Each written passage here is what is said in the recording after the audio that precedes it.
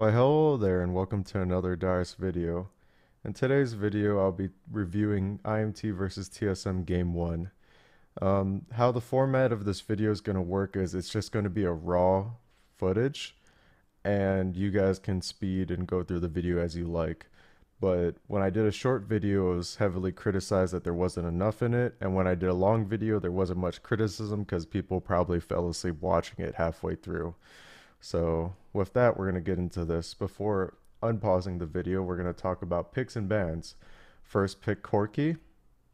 Second rotation Callista Graves, very meta. Second rotation Lucian Karma, still very meta. Lulu Braum, really, really annoying champs here. And then this is the key pick, Jhin. What does this mean? It means one of these champions are either going top or in the jungle. And as we saw Gragas in the jungle to round it all out, which is a very solid pick. Although I don't know how I feel about Triple AD, because then they have the last pick where they can pick like Malphite, Maokai, basically any tank that can really screw over ADs. And before we unpause, we're going to talk about bans. Should have probably talked about that first. All these bans are pretty much competitive meta, but some key bans to note is Rise. It seems that Rise has been getting a lot more attention, and Azir. Azir and Rise have been getting a lot more attention in the competitive play, while not so much in solo queue because of what they offer to their team. Rise's late game potential, kind of similar to Vlad, and Azir's utility, where he can move opponents out of the way, put out good DPS, and have towers. And since the game is so objective heavy, having the Azir tower is really nice, and he has tons of mobility and he just fits every role. As for Kindred, Kindred's a really, really strong pick and has always been for the last couple of patches as a AD jungler. And while he just having like a tank top, and Poppy has been really broken for the last couple of patches also. The Soraka ban is for Adrian mostly. As you could see in the CLG versus TL match, we saw Aphromoo play Soraka, which means there's a high potential that TL could potentially be playing one of those champions. So I don't I don't know. Adrian just plays a lot of Soraka, so they just banned that. As for Nidalee, Reignover is an insanely good jungler, probably gonna get MVP for the entire split, even though they let's not talk about that. Anyways, Nidalee's just really dumb. And so now moving on to the game. Look, there's Parf. Yellow star. Okay, let's move on to the game. So, pretty standard level 1. They walked up and got deep wards up here, and then IMT got deep wards over here, if you can see my mouse cursor. And it looks like a reminder, Huni is the top Lucian in this game. It looks like it's just the standard 2 versus 1, except they're starting Wraiths. I'm really confused about this. I'm guessing they were late to whatever. They were gonna start on the enemy blue side and then they just backed off. Okay. Well, not much happening. So we're gonna speed up through the game because it's probably a fucking snore fest. Yep, there's just gonna be fucking tower trading like always. Nothing happening. Nothing important happening. Let's talk about the matchups real fast. I mean not Lucian. Corki should be beating Lulu, but Lulu can kind of farm it out. Depends on the player, but Corki should have priority. For jungle priority, Graves should have priority over Gragas. I'm not too sure, but I'm pretty sure Graves is just a really strong jungler. But Gragas does have the CC, but because Graves has Maokai, it balances out. As for the AD carries matchups, Jhin has longer range, but with Kalista, they have more team fighting potential. And IMT's comp has way more poking potential. Poke with Lucian, looks like he got outsmited there. Poke with Gragas, poke with Corki, poke with Jhin, and poke with Karma. It seems that their comp goal is to snare one person with Jhin W while poking with Karma and then ulting them back with Gragas. That's what their comp is. And if they aren't going in, then their comp is peeling with Gragas and peeling with Karma. Although when Maokai Flash W's on you with Lulu ult, that is gonna be pretty rough. Um, The other thing is Braum getting thrown in with Kalista. Like, there's a lot of engage from TSM here against ADs. Looks like Haunter is pretty dead. He just overextended. Yeah, but yep, the curse of Dyrus strikes again. Okay, on to the next thing. So now they're just trading towers as usual. Same stuff, except the curse of Dyrus struck for a second. This is probably why is gonna get so ahead this game, because they got to bounce this first because they got a kill and they had more people there, while Mao had to die and come back from base.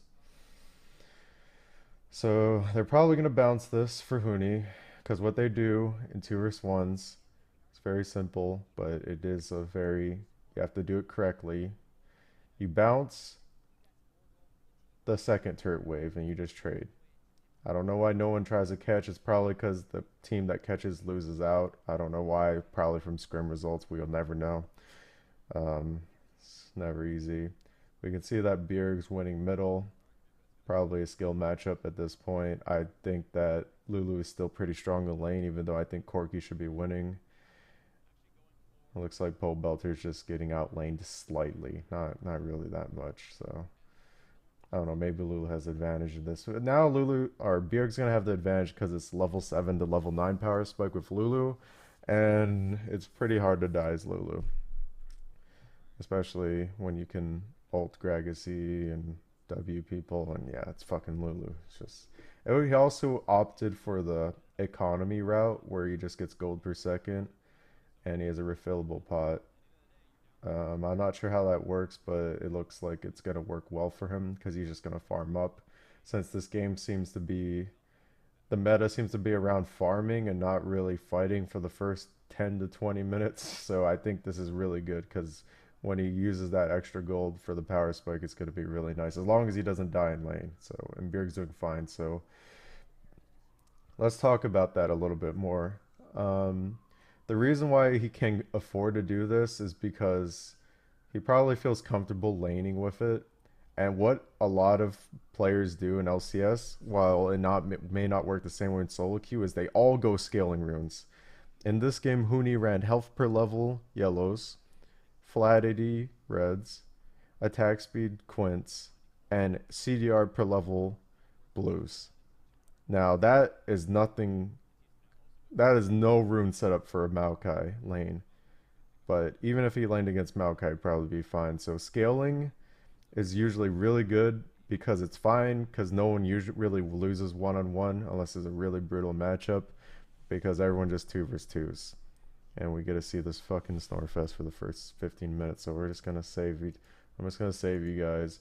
Oh yeah, by the way, what happens after this Snorefest is what they do after they take the towers, if their AD is a super strong AD, around level 9, they'll send their AD and support mid and have their solo laners go in the side lanes and try to play for the mid tower. And every time you snowball a wave, they're going to rotate on middle and try to take that tower.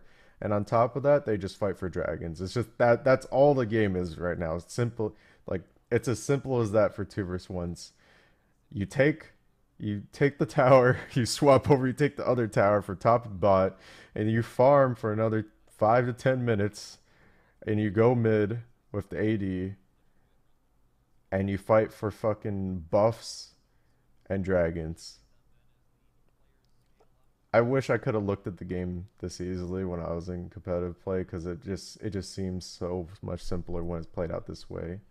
But for the teams that are unpredictable are going to have an advantage that don't play like this. Like, they're just randomly sieging bot and Kalista's like just farming top. But they can clear out bottom because they have Maokai Graves. But you can see they still got damage on it. Now, what they lose for this is EXP though. And the reason why they're doing this is because Corki has package and they just want to make use of it and abuse it. Now, I don't know if we can see the dragon timer here, but key thing in this game is dragon timer is going to be kind of important, but it seems like no team fights for 5th dragon right now. But they do build it up. Like if there's more important things like Baron or towers, they'll go for that instead of dragon. But they usually take dragon because there's nothing better to do, because all these guys are doing is farming, because no one is dumb enough to get caught out and die for free anymore, aka the Dyrus curse, me. So moving on. Wait, Okay, moving on. We gotta get to the point where they start fighting. We're gonna talk a little bit more about the team comps again. Once again, I'm gonna explain this. They get poke, they get Jin Snare, and they want to Gragas ult them back, and they want to do mid-range skirmishes. For TSM, they want to flash W with Maokai and squishy targets. They want to use Lulu follow-up, Braum, Kalista follow-up, and they want to use Graves as another 80 carry damage threat to, you know, take down those one targets. TSM has an advantage in terms of utility, and IMT has an advantage in terms of damage, overall damage. So if TSM fucks up and they isolate one of their teammates, and that teammate gets focused down, they're gonna die really fucking fast because that's how the fucking game works when you have fucking 380 carries. Now, if you fuck up with those 80 carries and you don't snowball, which they're not snowballing right now because it's 2 versus 1, I have no idea why this VOD is lagging. Okay, that was weird. Then you're probably gonna get outscaled. As funny as that sounding, 80 carries getting outscaled will only happen if there's too many of them where there isn't enough tanks to make the 80 carries shine. That's why it's important to have people that can take the hit for you and play tanks and set it up for the other 80s. But if you have everyone wanting to play the carry, then you just have another fucking solo queue fest of just a bunch of good players that have no one to peel or do CC for them. And right now it's only Rainover and Adrian. But it's what worked for them, so they have to capitalize it by sieging and doing stuff properly. I don't know why the VOD was lagging, or it's kind of still laggy right now, but you guys are probably gonna have to deal with it. I think it's just a YouTube video. So this is where stuff actually happens because they just ARAM middle. I think we've seen Monty tweet about this before or talk about when he's casting where both teams take top and bot and then they just ARAM middle and the team with the better ARAM team will win. This is basically what's happening right now. They're just playing ARAM except they can back. It's an exciting 5 seconds. Now, how they decide when to fight is basically all based off the side waves. If the side wave's hitting on the bottom side, they want to defend middle.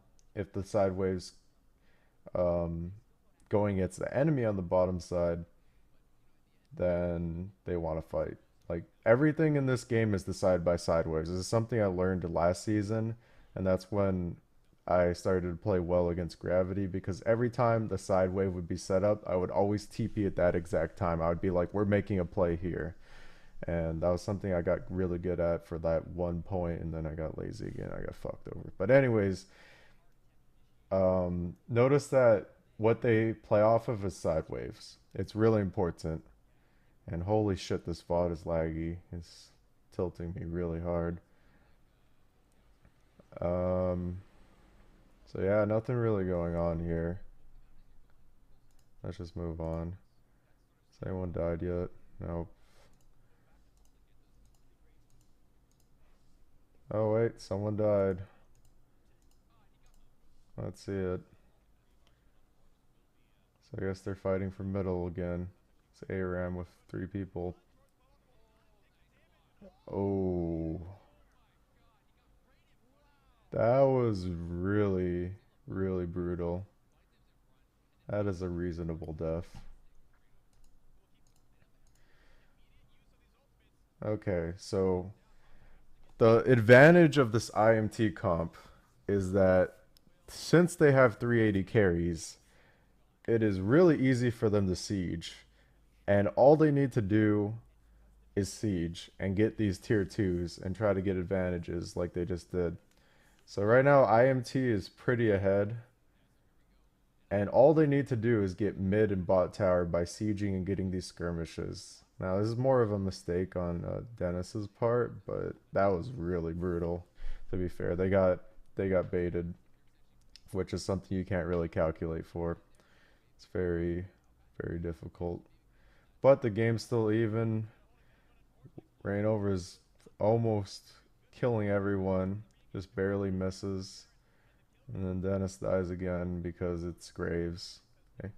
There's no Maokai to peel because he's in the side lane farming and they shouldn't be fighting middle. They're probably just looking for a fight middle. If they get Baron here, that is super devastating for TSM, so they're probably going to fight here. Maokai does not have TP. They're going to have to probably run in with Braum. They don't have Kalista ult. They do have Lulu ult. Rainover is really low, and I don't know why. How did... Okay. Alright, well, Haunter's tanky. And there's Huni. How did they lose this game?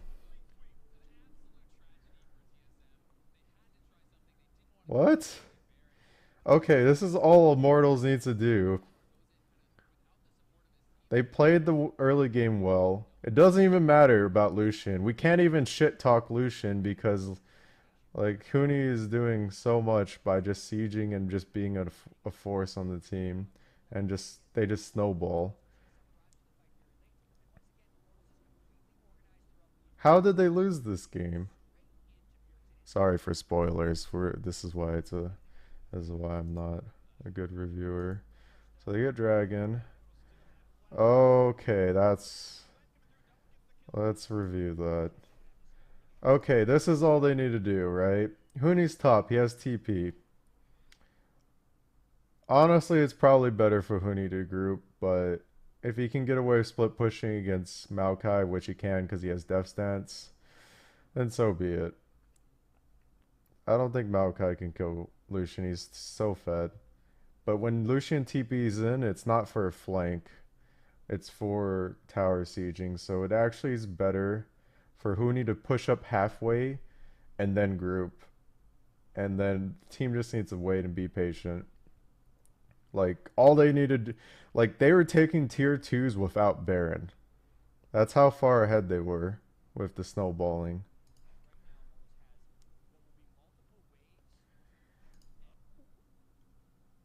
Turtle's fucking dead, dude.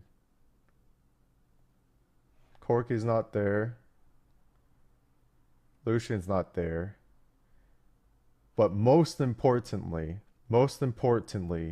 Rainover is not there. Rainover, the carry of who's been getting kills for them and body blocking, and he's the heart of this team right now. You guys think it's the fucking 380 carries? Like, without Rainover in front, these guys are fucking dead weight. Okay, maybe if Adrian can help a little bit, but when you're this close, without you need Rainover. Like, you absolutely need Rainover to be in front of you. If this is my trigger, dude.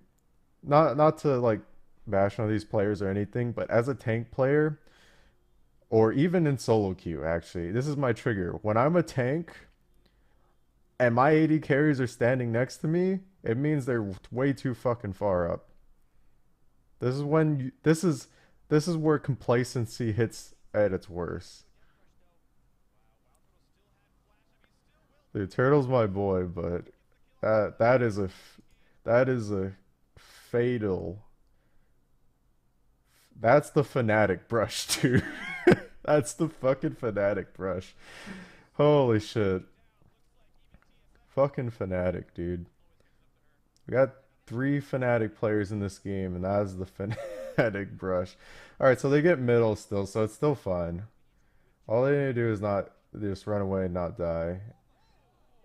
Wow, that damage. Okay, they're still fine. They got top tower too. I don't know how I feel about this though. Yeah, I don't think this is worth it.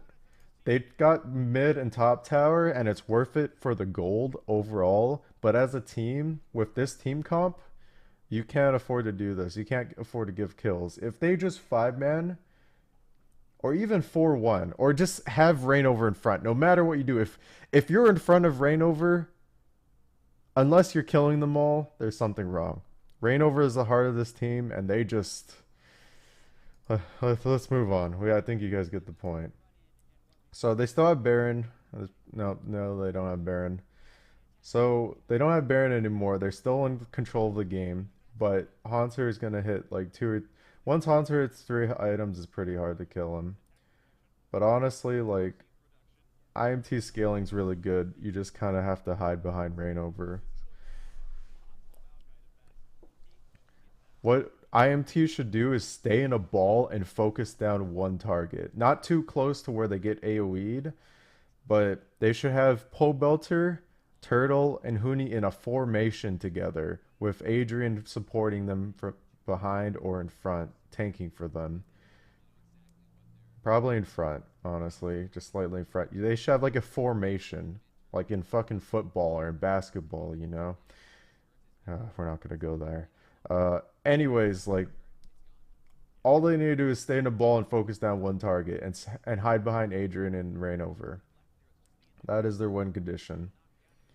So, and this is dangerous. This is already a fucking danger zone. When you're going for top inhib, this is also my trigger.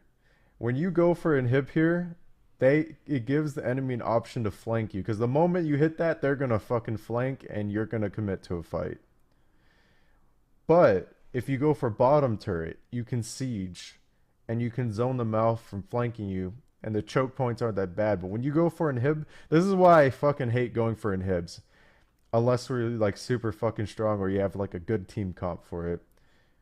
You'll get fucking flanked. I fell asleep before this game, but okay, that Haunter was looking for a flank. Oh my god, he got the flank even from flashing away. That doesn't make any sense at all. So even with Rainover in front, they still won that fight. Haunter flashed away and got the flank. How the fuck did he get that?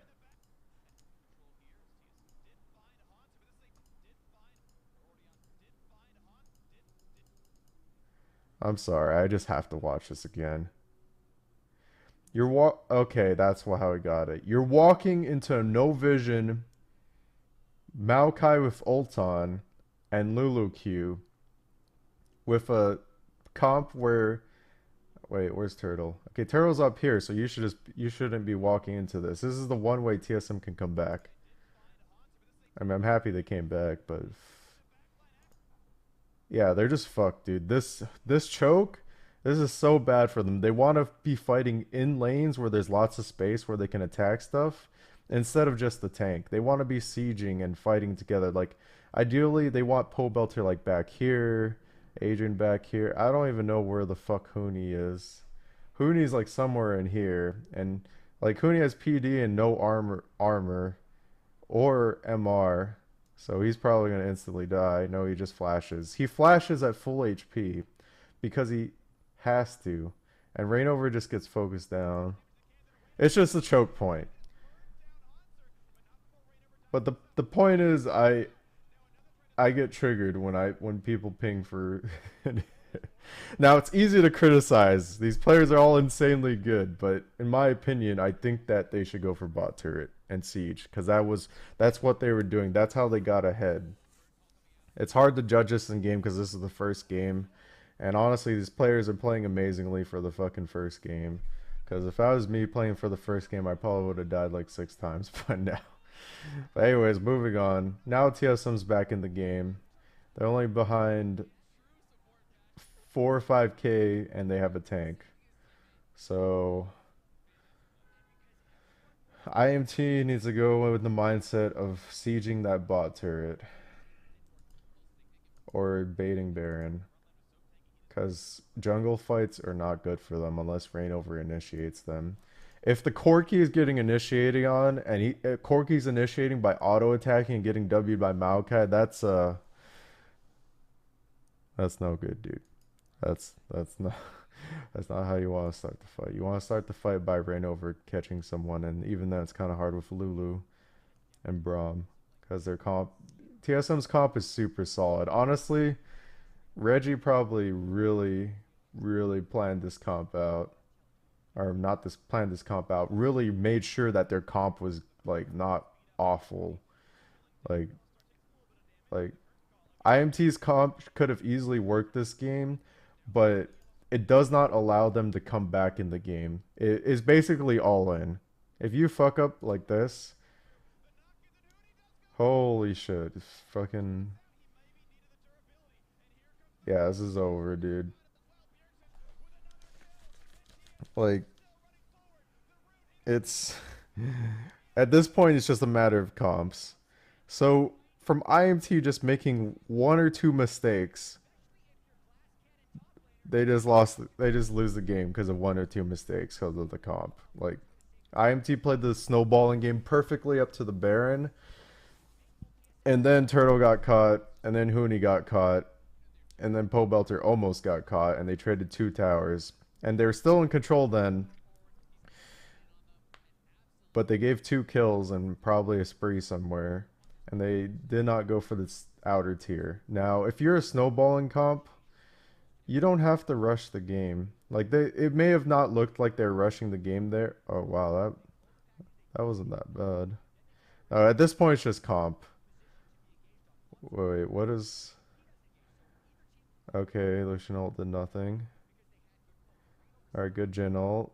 Okay, that's not gonna do anything. Actually, Huni ease into Maokai. Oh, wait, no, he didn't. How did he get into Maokai? All right, the fight's over. Whatever. Point is, this game is fucking over, dude. The game's already over. Let's go back. There's nothing else to review here. The turning point was Turtle getting caught here and Hooney getting caught top to trade for tower, and Adrian dying too. All they had to do was 5-man a tower and they would get it. 5-man mid tower, they would get it. They can even like 4-1. As long as reign over the heart of the team is in front, IMT could have easily closed out this game, but nobody plays perfect, and TSM clearly understands that. TSM made, not to take away any credit from TSM, they made a lot of key plays that brought them back into the game. It can also be looked that way. The Fnatic brush. And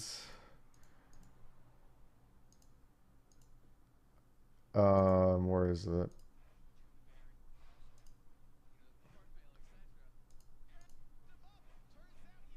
Hold on, sorry, I'm finding it. Or this thing. The Fnatic brush and capitalizing on the fact that the enemy is not making the most optimal choice. Now that right there, that was good. Okay? That first part was good. Forcing Haunter to flash was good. Now you just back off.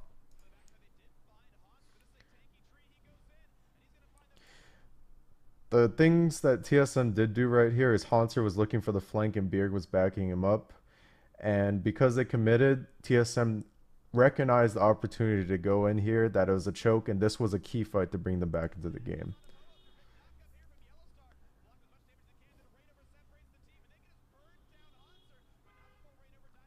Honestly, at this point, game's still not over yet, actually. If IMT just sieges and plays the siege game, the ARAM game, they'll win. They'll 100% win. But if they play the flanking game and they play in the jungle and overextend in the jungle, they'll lose. That's pretty much it. And they probably just lose this game now. Yeah.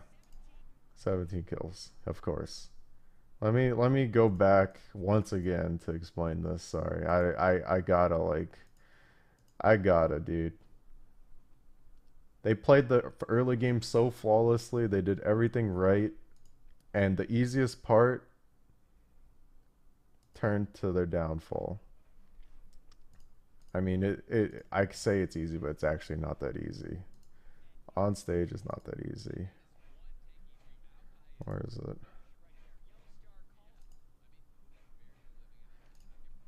7-0. Okay. You can't really see it. Fuck. Fucking YouTube. Let me just play it back. Holy shit, I'm tilting. 7-0. 6k gold lead. Baron. Haunter has 15 CS over. Reignover has down 10 CS. They have 7 kills. Pobelter's up. Well, what's Turtle CS? I honestly, no matter how much gold up they were here, they probably the same. They could have been up 10k gold. here, and what they did here, they would have had the same result because of the numbers game, like chess. If you're not behind Reignover, then you're probably fucking dead in this comp. So I guess that's it for my VOD review for this first game. I hope you guys enjoyed it. I don't mean to be harsh or brutal on any of these players. I'm just saying what I see. And it may look really dumb when I explain it this way, but it really is a lot more complicated than it looks. Like playing on stage. If it was that easy, then I wouldn't have retired. So, really well played by IMT early game, but the bottom line is they threw this game, and TSM persevered and found the ways to come back, and they had a better comp. You can say they have the better comp because IMT didn't snowball. Honestly, if IMT plays perfectly, then fine. But honestly, I think it's really unrealistic that you pick a comp where if you make one or two mistakes, you lose the game. I don't think that's good. I think that's complacency. I think picking comps that all allow you to always get back because the game's such a farm fest. Picking comps that are more towards the mid late game power spike is probably more realistic because losing in lane is not really a thing anymore since everyone's just 2 versus 1s. And yeah, if you have any comments, feedback below, feel free to leave them down there if you want me to do it differently, besides editing it and keeping it cleaner. You know, just let me know. There will be another Dyrus video coming out for, just stream highlights, and then I'll also be doing another Dyrus video on the Ask Dyrus, the suggestions you left on the subreddit, and a lot of other things. So anyways, guys, thanks for watching, and peace.